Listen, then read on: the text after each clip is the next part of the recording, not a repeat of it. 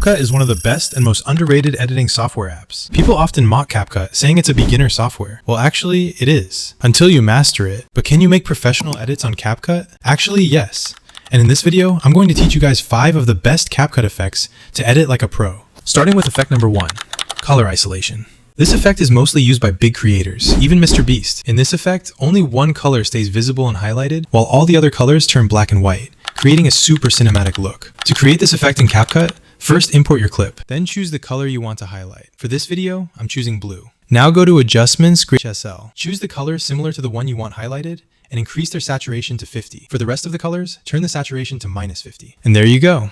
The color isolation effect is ready. The second effect on the list is the light sweep effect. I'm pretty sure you've seen this in many videos. It looks super cool and professional, but it's actually really easy. First, import your clip, then duplicate it, and make the duplicated one an overlay. Adjust it to the timeline, and go to Adjustments for the overlay clip. Pull the graphs the way I'm doing. Now go to Mask and select Mirror. Rotate it to -45, make it thinner, and play around with the feather to see what looks cleanest for your shot. Then add a keyframe at the beginning, and another after a small gap to make the sweep faster. On the first keyframe, place the position on the left edge, and on the second keyframe, move it to the right edge. Now boom, your light sweep effect is ready.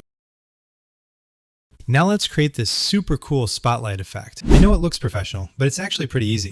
First, add a text, choose a color and a nice font, then style it a little. Now take a screenshot and add it as an overlay. After that, delete the original text. In the overlay, go to Mask and choose Circle. Make it smaller and set the feather to 15. Now add 5 keyframes to the overlay. In the first keyframe, place the mask on the right edge. Then keep moving the position with each keyframe accordingly, making sure the whole text gets covered before the last 2 keyframes. In the second last keyframe, move the mask from left to center. Then in the final keyframe, extend the size completely for a clean ending. I'm also adding a glow effect to make the text look even more professional. Next is the floating element effect. This effect is really easy, but it instantly makes edits look premium.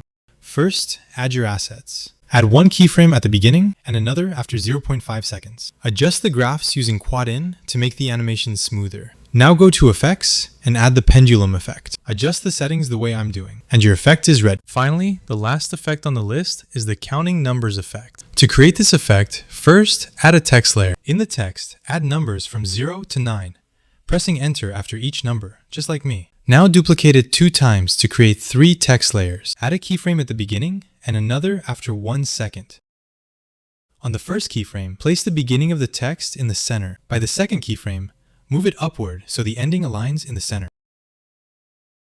Also, cut a few numbers so it looks cleaner, and adjust the layers properly. Now export it, open another project, and add it as an overlay. Go to Mask, choose Rectangle, and place it in the center. Finally, add the motion blur and glow to effects. And there you go. Your effect is ready. So these were all the effects I had to share in this video. See you guys soon in the next tutorial.